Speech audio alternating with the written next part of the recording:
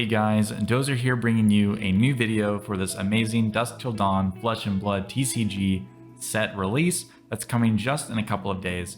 And I know we're all really wondering, how are we going to play and win with Prism? Prism, the Awakener of Soul, is the new version of the old Prism Light Illusionist hero, for those who don't know. And she is a lot different. She has got a lot of different tools that she's trying to leverage now with the release of Dusk Till Dawn, and everybody that's been banished outside the pearly gates waiting for the return of Prism is eager to know how are we going to approach building her in the new metagame. So I've got a couple different deck builds that I've been cooking up, testing, and I've got a couple different concepts that I want to talk about today and think about the early day initial impressions of how Prism feels to play, where her strengths and weaknesses are, and what the future of her in the metagame is going to potentially look like. So right off the bat, this is my day 3 list. This list is a very light angel concept in the sense that we are only running the bare minimum number of angels that I think you can get away with in your deck lists. We're going to play very defensively with this type of list, and we're going to try and sneak in value where we can, not necessarily come out the gate swinging with a ton of value. So right off the bat, we're going to be using Prism, Awakener of Soul. Naturally, this will allow us to awaken our figments into angels by paying 2 resources and a soul in our soul area. We're also going to be able to tutor figments out of the deck when our Herald attack action cards are hitting on our opponent. So being able to combo that with things like Halo of Illumination is actually really powerful, because Halo will always be able to represent a full angel with 1 blue card in hand, as long as we have a light card in hand to put in the soul, namely a Herald. So how does that work? Well, Halo of Illumination allows us to put a card from our hand into soul and then draw a card if that card was a light card. So if we have Halo, a blue card, and any card with Herald in its name, we can put the Herald into our soul, draw a card. We've got 2 floating resources from the Halo of Illumination, and if this is on our opponent's turn, we can pay that 2 to awaken the angel right there, as well as get the enter the arena effect of the figment.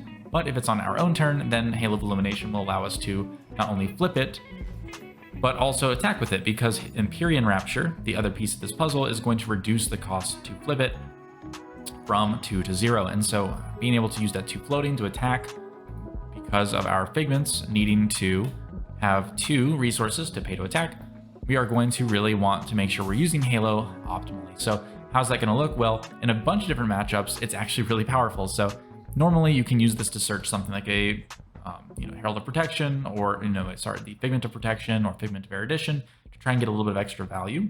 But you can also use it to search out any of your figments, including Figment of Triumph. So if your opponent ever tries to pop your Phantasm card with a 6 power card, Figment of Triumph can come in from the deck into the battlefield, the arena, right? And it will shock your opponent's card down and make it so that your card will go through. So any blue card in your hand ever is basically always going to give you access to this attack reduction effect once per game. As well, you can also use it to search out Figment of Judgment for the Shadow Heroes, where maybe the Shadow Hero is trying to set up their blood debt and set up this really big turn. You can come in with Figment of Judgment from your deck and just snipe that card, basically blank out their turn, and then on their next turn, you can just keep doing this, depending on if you've got soul to swing with your angel, and pay for these types of effects that when you attack, they do stuff, right? So, and if you have any questions about how the cards work, definitely go back to my set review video for Dusk Till Dawn. But in the meantime, I'm going to assume everybody kind of knows what we're talking about now. So why am I trying to run the deck with all these defensive cards? Well, Prism has 32 health, and so because she has 32 health, we are going to need some time to stabilize and get back in the lead on the tempo of the game and threaten our opponent's life total before we are at death's door. So Fate Foreseen, Sink Below, and Unmovable, alongside Soul Shield, are fantastic ways to help cover important breakpoint attacks, to be able to slow our opponents down while we are setting up our own strong 2-card plays, 3-card plays, and eventually grinding into bigger card plays if we are allowed to. However, the other big reason we want to run defense reactions is that we're not really running a lot of auras. You'll notice that in this deck, the only Spectra auras that we're running are going to be Arclight Sentinel and Passing Mirage and Pierce Reality. The reason for this is that Arclight Sentinel is just a really powerful card and helps us protect our angels and our face from our opponent due to the giant number of blues that we are running in the deck, being 30, as well as the Passing Mirage, which helps us have some insurance against Popper type decks where they're going to try and shatter all of our Phantasms. And we also have access to Pierce Reality to turn any Herald we have into a much scarier threat, especially if this Pierce Reality card is left alone. So we're going to run every single blue Herald. They are our bread and butter. If any of them hit, we get to search out a pigment. They also go to our soul. They block 3. They're blue. They're fantastic, right?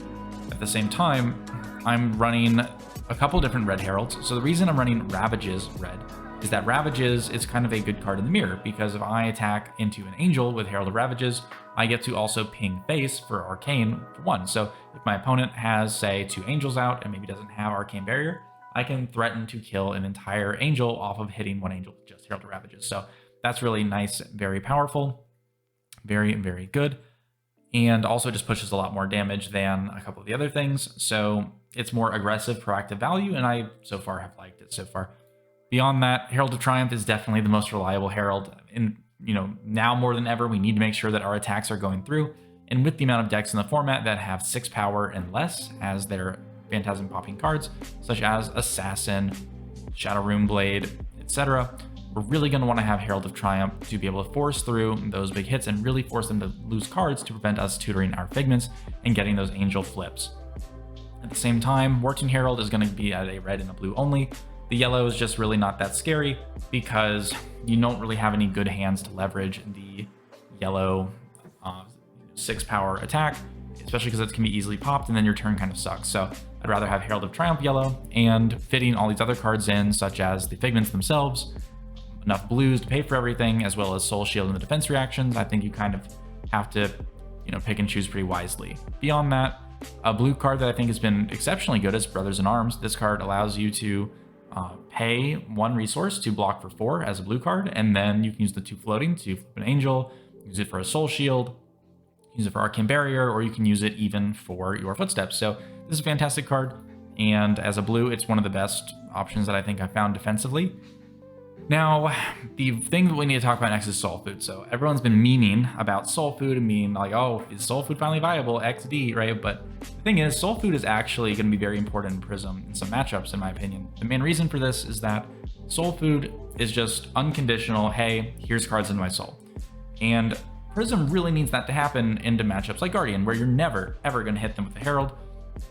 Even if they have the poppers in hand, they're just going to block you with armor and cards, and you're just not going to hit them. So Soul Food, being able to guarantee 3 to 4 soul or even more, being able to tutor Figments, because when you play this, Prism's Hero Power will trigger, you get to search your deck for some Figments, put them into play, and get all their enter the arena effects as well. So Soul Food normally is going to get you at least a Ponder token and fill your soul. And what I've noticed so far is that really, you only need to resolve 1 Soul Food per game. It's not really something that you're super duper trying to resolve all the time, and especially not into every matchup. But in the matchups where it's important, it's really important, and it just gives you all that insulation to be able to summon your Angels when you need to, and not really worry about, oh, does this hit or does this not, and put yourself into some bad situations. So I quite like Soul Food into slower, harder to attack into matchups. Figments of Triumph and Judgment are kind of sideboard options. Triumph, I think, could always go in the deck. You could run like 61 cards, but Figments of Triumph and Judgment are definitely not super mandatory to include into every deck, at least from this defensive build. And then I've got 9 6-power cards that are not illusionist, because I'm trying to pop Phantasm, specifically for Dromai, but also these cards are also good into the mirror, right? So into Prism. So Celestial Cataclysm has 7 power. That'll pop a Herald of Triumph or through a Parable of Humility. And Amnesia will also not only pop most Phantasm cards for Prism and Dromai and such, but when you attack with Amnesia into a Prism, she cannot get any benefit from Herald type effects. So something like her hero power will not work because they don't have names anymore, right? So same thing with things like Angelic Wrath and a lot of the other new light illusions instants. So Amnesia is definitely that third one that I've included, especially with 3 block. And beyond that, Null Rune Gloves, just important to be able to stop the ping damage from destroying your Angels, and Wave of Reality for other matchups. So at the moment, this deck has been performing well enough. It's functional. On average, you'll have 2 blues per hand, plus a Herald or something, so that's normally a good turn for you, because you can attack with the Herald. You have 4 pitch remaining in hand. You can see if they block or not. If you are going to hit, you can give it go again. in the resolution step. Then when that goes to soul, you can tutor a Figment, give it resolution from your Luminaris. You have 2 floating, and then you can swing your Angel, paying to flip it for free with Empyrean Rapture. So the overall game pattern of 2 card hands is going to be throw an Angel if it hits, or sorry, throw a Herald if it hits, flip the Figment into an Angel, into maybe an aggressive matchup like Alexi. Into a slower matchup, you can afford to just say, hey, here's 2 cards, give me a popper from your hand, or I'm going to hit you. You also have 3 card hands where you've got 2 blues and a Herald, and you can threaten to summon your Angel and attack with it in that same turn. And you've got 4 card hands, which are going to be the same thing as the 3 card hands, but you're going to have things to be a little tricky with, such as dropping a Passing Mirage or an Angelic Wrath. In the, you can do this in reactions, or you can do this at the end of the action points that you've got, or you can arsenal your other card. Maybe it's another Herald or a defensive card. And yeah, so far that's been feeling pretty good. I have not tried really any matchups where you want to just ooga booga run and aggress someone down, trying to hit with your Heralds to get Angels just for ward purposes. Because if you don't attack with your Angel, and especially if that Angel doesn't get its on banish effect, they're really not that high value. And, when you're playing this more defensive style, you can kind of bank your soul and then pick your moments where you're going to get those Angels to get their full value. And that has felt pretty good so far, though I'm sure that there could be a world where you attack with your Heralds, maybe Alexi or something doesn't want to block it, you get your Angel for free, maybe you don't even need to attack with it on a 2-card hand or something, but then you are able to, heal 4 effectively off of 2 cards. So you do like 11 damage for 2 cards, 11 value, right? And that's pretty good. So I would say overall Prism's in a good spot to start to get figured out. But beyond that, let's also talk about Iris, because everyone wants to know about Iris. So when we look at Iris of Reality, what does it allow us to do? It allows us to play a ton of blue cards and all of the good Spectra cards to be able to try and overwhelm our opponents by creating too many weapons for them to kill while we are attacking their face. Now, that said, the deck has some weaknesses. You can definitely play into matchups like Usury, who can very reliably fatigue you, apparently. I haven't run into that myself yet, but it is a threat. And one of the other things about the Iris build is that because you have all these 0-block cards, there are going to be turns where you just get obliterated. And there's really not going to be much you can do. And so, personally, I don't like playing the Iris build. I think it's very boring, and I think it's very just unfun to play. And so I'm not going to be gravitating towards it myself, but I do think that the Iris build has a very clear win condition into certain decks, being a defensive type of similar game plan to what we were just talking about, except instead of trying to throw Phantasms and Angels, we're throwing Spectras at our opponents. Now, one of the things that you need to be aware of with Prism going forward is related to this card right here, Figment of Rebirth, which transforms into the important card Avalon Archangel Rebirth. Effectively, Prism now has access to the ability to infinitely loop Arclight Sentinel until she runs out of cards in her deck. How do you do this? The way you do this is by having a combination of cards on the board, which are going to set up effectively a repeating combo that will work until you run out of cards. So Genesis puts a card from your hand into soul every turn and generates a Spectral Shield token if the card put in is a Light Illusionist card, like your Heralds. Also, Avalon, when it attacks, you can banish one from your soul to put a yellow card from your graveyard on top of your deck. That says yellow card. That is not restricted to card types such as action or instant or anything else, meaning you can target Arclight Sentinel. Arclight Sentinel, being a yellow card, means that when I have Genesis out, refilling my soul every turn, I have Avalon transformed, resources to attack with her, as well as the ability to play Arclight Sentinel on my turn with an Arclight in graveyard. My Arclight can be in place to protect my Avalon. I swing Avalon, put the other Arclight on top of my deck. I pass my turn. My opponent has to clear the Arclight Sentinel and pass their turn. My hand consists of now Arclight Sentinel and 3 blues. I can then play Arclight again, swing with Avalon. Genesis would have filled my soul again, and I can do this literally infinitely as long as I draw enough blues and Heralds and cards to keep going. Now, when you have this combined with Iris of Reality, this can be really strong. This can be a really great way to close out a game against a very fatigued, slow deck. However, the problem with this combo is that it is very interruptible. It is very easy to counter and very easy to out, because any disruption at all is going to ruin it. So, for instance, if the Prism player does not have a card in their arsenal, Codex of Frailty will mess this up. Any Herald in your graveyard is going to have to go into your arsenal, and so you're gonna have to discard a card. You're only gonna have 3 cards left in hand, and even if you try to respond with Arclight Sentinel, you won't have any resources on your turn to swing with Avalon to start recurring your Arclight Sentinels. So unless you have, you know, like a energy potion in play and the ability to cheat out the Arclight Sentinel immediately in response to that, you're not gonna be able to really play around that. So things like Winter's Bite, things like Rune Chance from Vinset are gonna be able to kill Avalon and stop this loop. So, you know, it's cute, as I like to call it. It's not particularly strong, it's not particularly consistent, it's very hard to set up. But if it falls into your lap, it can be a really fun moment, I guess, but I wouldn't really worry about that. Although it doesn't add much to the deck as far as a deck building cost to have Figment of Rebirth in there, even for just that purpose. Although, you know, any counterplay at all ruins this. Time Snap Potion, you know, Time Skippers, anything really at all. So be careful about that. At the same time, it's a very similar idea of just, hey, we've got a defensive deck that's trying to set up permanents and eventually get value out of them, kind of like how Big Dragon does for Jomai. The only thing that really is going to be interesting is potentially a more aggressive build. However, the problem with the more aggressive build is that you are still going to have a lot of the same cards, right? You're going to still have your Blue Heralds, you're still going to have your Passing Mirage and your Pierce Realities. You're going to have cards like Celestial Reprimand, which are going to help you force through your Heralds into those 6-power attack blockers. You're also going to have maybe a couple more Angelic Wraths to push some damage on a taller Prism that's trying to lead the way there.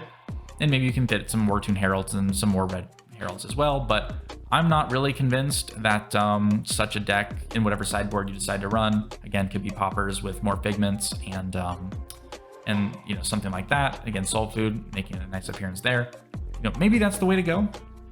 Again, I have not had a chance to test everything yet, and but we've got a lot of different concepts, right? So the concepts we have are, you know, Herald aggro, where you're using half your deck being blue to be able to pay for your Luminaris effects, to be able to force through red Heralds, attack for breakpoints, get your Spectres out to reduce their ability to stop you, use your Herald of Triumphs and your Figments to help you do the same alongside your Celestial Reprimands, and try and just slam into your opponent for big damage. You also have access to a more defensive style where you say, okay, I'm going to try and block out, throw Heralds when I'm allowed to, but other than that, I'm going to try and use my Angels in the late game for big value off of my soul, such as the Archangel of Protection, or Aegis, who's going to create 2 Spectral Shields and help me heal a bunch. Or I might be able to use the Archangel of Erudition Soraya to be able to draw 2 cards off of a 1-card hand and start getting some tempo back. But, you know, it remains to be seen. And then Iris, of course. Iris is that more defensive build also, but it attacks on a different axis and punishes decks that don't have access to multiple action points, or a reliable way to simply block out all game while clearing your auras and playing the slow game. So yeah, I think this is really fun. I mean, I really love the new Prism card design. I love the Figments. They are extremely interesting cards. They make every Angel threatening, which I love because that's right in line with the idea of Vestige of Soul, which is another potential avenue people could go for more combo focused Prism build, because in a combo build where you've got Tome of Divinity, you can set up the types of loops that we talked about before or other big combos, and that might be good enough to see play into something like Usury, but at the same time, it might not be, but we'll see. At the moment, Empyrean Rapture is definitely seeming like the go-to equipment for this Prism. Being able to have the choice to flip your Angel immediately upon tutoring it on your action phase is amazing, and I could definitely see this piece being mandatory to run in Prism, no matter kind of what version you're running. Obviously, Iris might change that, but at the same time, I think that at least from my initial testing, Iris doesn't seem to have better matchups significantly than any other version of Prism. So I'm not sure you want to commit super hard to Iris at the current moment, but could be wrong. We'll see. Other than that, I'll cut the video kind of short today. It's only a 20-minute video, it seems, today. But thank you for watching. I'm really enjoying all these new Prism cards. All the Figments and Angels are really thematic. Really brings back the Monarch days where Prism can't just ooga booga everything and actually has to think and deck build and set up a win condition through a bunch of difficult opponents. And having 32 HP is definitely a hindrance, but if you think about it, once you've summoned 2 Angels, you're back at normal HP territory. And so anything past the second angel is going to be strictly extra tankiness, which is really, really, really, really strong, depending on these turn cycles and all that we find out. I do hope that we get some more Light Illusions cards in the future that are not instants, because a lot of these cards are really hard to use. Celestial Resolve specifically, as I talked about in the Dusk Till Dawn video, doesn't really feel like it has a place in Prism. Why would I want to block for 5+3 with a very specific card in hand when I could just use a Soul Shield, or I could just use a Unmovable or something to block as well? And, you know, maybe in Blitz, again, this works out because you need to have flexibility, but especially with like a yellow that pays for Herald or blocks 4 effectively, that's really nice. But you know, a lot of these cards, especially Angelic Descent, I don't know why this card exists. It is so clunky to use. You know, if you think about it, all Heralds cost pitch currently, and because they all cost pitch, that means that I need to have 2 Heralds in hand, and, or, I mean, I guess, right, you could try to do Herald into Angel, but the problem, again, with that is that Angelic Descent, let's just say it was a blue card, right? If it was a blue card, even the same one, I can just pitch this into Luminaris for 2 resources, have 1 floating, guarantee go again onto a Herald or an Angel, and I can do something else on my turn. So we're netting 1 resource, whereas if I play this, I'm losing a potential resource, and I'm getting some extra attack power on my Angel, but that's only if you have an Angel, and it's very hard to keep them alive because, well, they're Ward characters with Ward 4. And the problem with the Angelic Descent in general is that if I'm hitting with my Herald, I'm kind of already happy. But if I don't hit with my Herald, then the second part of the text is useless, right? The Angel attack won't happen because I'm not flipping, because I'm not going to Soul. So Angelic Descent to me seems like a really big waste. And if you're trying to do Herald into Angel, and if you're doing Herald into Herald, again, you just pitch, because the only time you'd ever want to have this card over Luminaris is just either if you're not running Luminaris, because maybe you're running Iris, and then again, you're not running a blocking card, or you are trying to attack with 3 Heralds in a turn. And the problem with that is that every single Herald costs pitch. So the only Herald that you can reliably attack with 3 times in a turn is War Tune Herald, because each one costs 1. And so even if you had a blue card, 3 War Tune Heralds, that's 4 cards, your 5th card being Angelic Descent, you are still 1 resource shy of being able to give everything go again. And so it just doesn't work. It just doesn't work even in the best case scenario over just using the Luminaris weapon that we have. So, you know, this card doesn't really make a ton of sense to me. I feel like maybe there's a world where we get some cheaper Heralds that makes this more compelling, or, you know, we are able to draw a lot more stuff. Because, you know, with the Herald of Erudition, you can draw more cards, but that's just not reliable. And